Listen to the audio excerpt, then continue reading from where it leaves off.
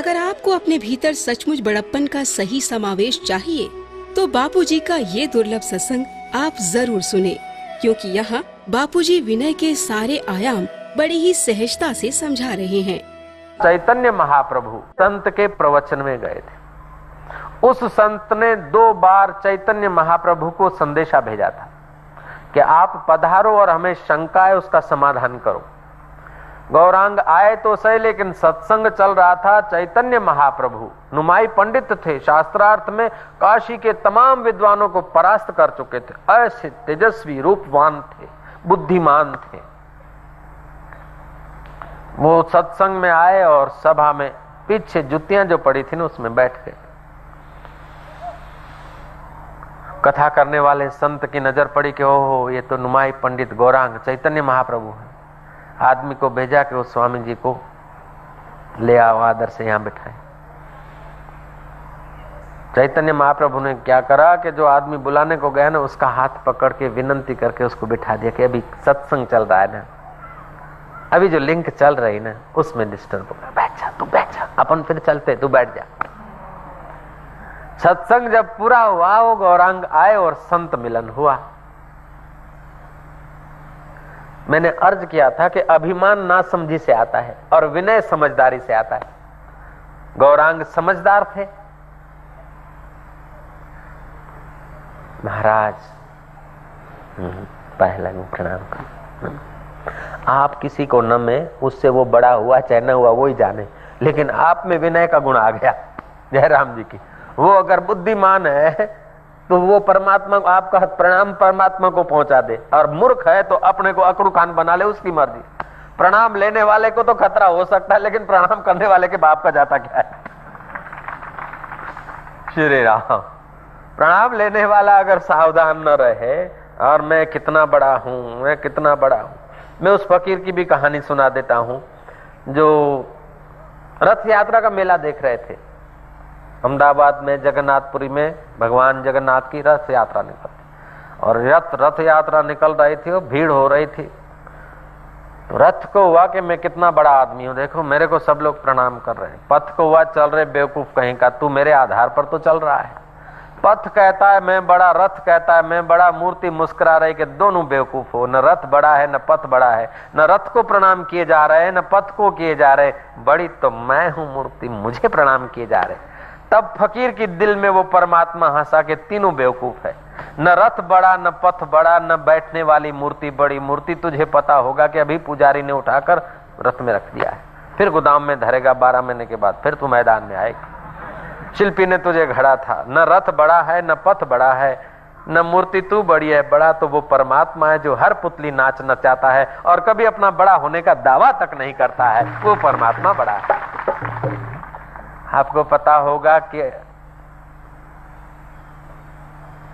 वसुदेव जी ने यज्ञ किया था और श्री कृष्ण ने जूठे पत्राले उठाने की सेवा उठाई थी। छोटा काम करने से आदमी छोटा नहीं होता, बड़ा काम करने से आदमी बड़ा नहीं होता।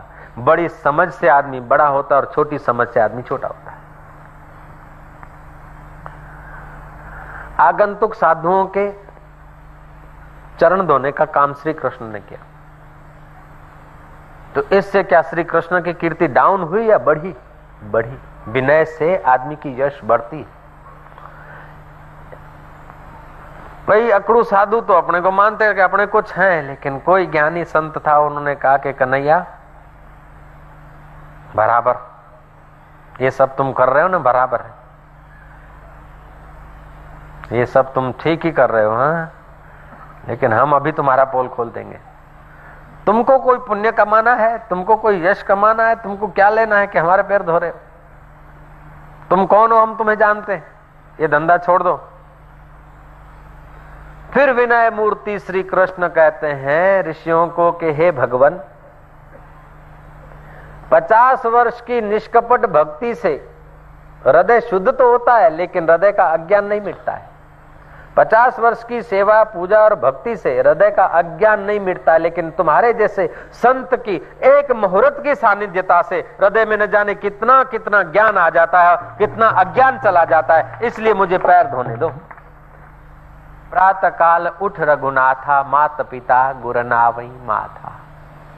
तो विनय से अहंकार विलय होता है, विनय से शत्रुता दूर होती है, विनय से अपने से जो श्रेष्ठ व्यक्ति हैं उनके आगे विनय करने से उनकी दुआ मिलती है। विनय से आदमी की आंतरिक योग्यता बढ़ती है और शुद्धि बढ़ती है। तो विचार से विनय पैदा होता है और बेविचार से अहंकार पैदा होता है।